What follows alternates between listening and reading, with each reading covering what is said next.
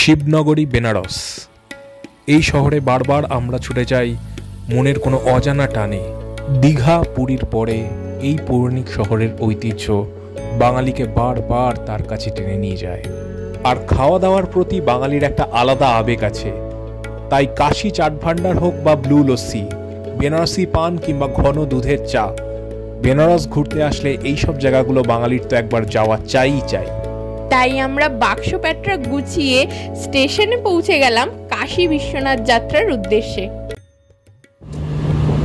Banarasi train আজকে রাত্রি 8:20 Shalimar Gorakhpur express. আমরা যাব বেনারসের উদ্দেশ্যে। ঘড়ির কাঁটা জানাচ্ছে ঠিক তখন 8:20, আর সেই সুবাদে আমাদের ট্রেন রওনা দিল শালিমার থেকে বেনারসের উদ্দেশ্যে।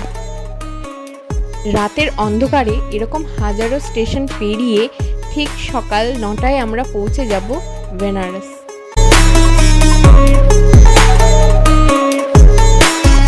নির্ধারিত সময় থেকে 1.5 ঘন্টা পরে বেনারস সিটি আমাদের ওয়েলকাম জানালো। উদ্দেশ্য এখন গোধুলিয়া চক, সেখান থেকে হোটেল। ঘুরে দেখব বেনারসের অলিগলি, প্রসিদ্ধ দোকান এবং ঐতিহ্যবাহী সব খাওয়া দাওয়া। হোটেলে চেকিং করেই বেরিয়ে পড়লাম মধ্যাহ্নভোজের উদ্দেশ্যে।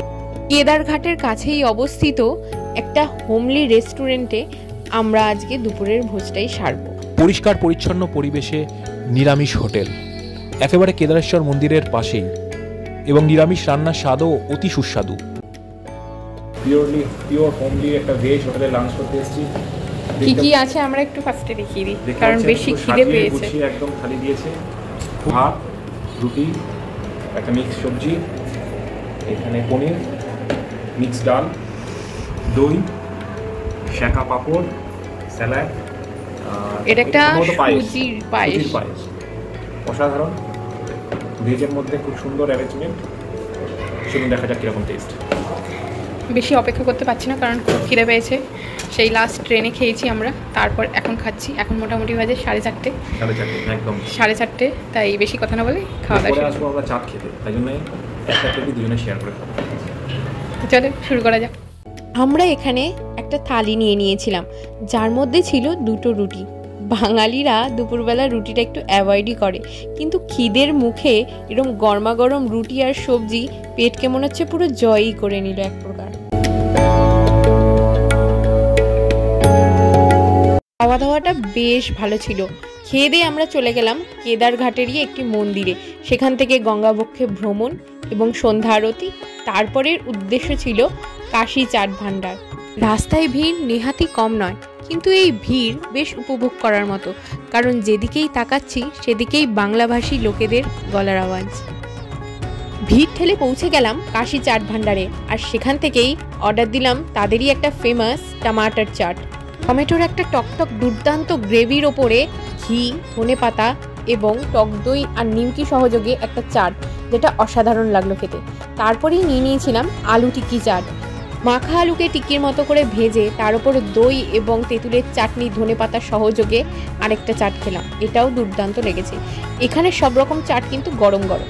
তারপরেই খেলাম একটা দুর্দান্ত পালক পাত্তা চাট। পালং পাতাকে ফ্রাই করে তার উপর দিয়ে বিভিন্ন রকম মশলা সহযোগে এই চাট। নিয়েছিলাম দহি বাল্লা, যেটা আমাদের পাতি বাংলা ভাষায় দই বড়া। তবে কাশী চাট ভান্ডারে টমাটার চাট আর পালক পাত্তা চাট আমার রেকমেন্ডেশনে রইল, কেউ গেলে অবশ্যই ট্রাই করো। এরপরে পেতলের পাতিলে দুধ এবং রাবড়ি এবং চা সহযোগে এই রাবড়ি চা কিন্তু মাস্ট। পরের দিন সকালে বাবা বিশ্বনাথ মন্দিরে পুজো দিয়ে আমরা সোজা চলে গেলাম বেনারসের গলির অতি প্রসিদ্ধ 75 বছরের ব্লু লস্যি শপে। টক দই এবং চিনি সহযোগে বিভিন্ন ধরনের ফ্লেভারের এই মাটির ভাঁড়ের লস্যির কিন্তু একটা আলাদাই আভিজাত্য আছে। পরপর তৈরি হওয়া দেখছি এক এক ধরনের লস্যি। ছিল চকলেট লস্যি, বাদাম লস্যি, কেসার পিস্তা লস্যি, ম্যাঙ্গো লস্যি, ব্লুবেরি লস্যি, আরও কত কি। এই ট্যুরটা করেছিলাম মার্চ-এপ্রিল নাগাদ, তো তখন ভীষণ পরিমাণে গরম পড়ে গেছিলো বেনারসে, আর সেই মুহূর্তে এরকম ঠান্ডা ঠান্ডা লস্যি কিন্তু একদম স্বর্গীয় লাগছিল। একটু বুঝে শুনে খেতে হবে, নয়তো পেট কিন্তু জবাব দিয়ে দেবে। আমরা এখান থেকে নিয়ে নিয়েছিলাম 2 রকমের লস্যি। আমরা এখানে নিয়ে নিয়েছিলাম একটা ম্যাঙ্গো লস্যি আর একটা কেশর পেস্তা লস্যি। মোটের ওপর বেশ ভালোই লাগলো খেতে। তারপর আমরা পৌঁছে গেলাম রামনগর ফোর্ট। অনেক বিখ্যাত এই জায়গাটা, ঘুরে দেখলাম চারপাশটা।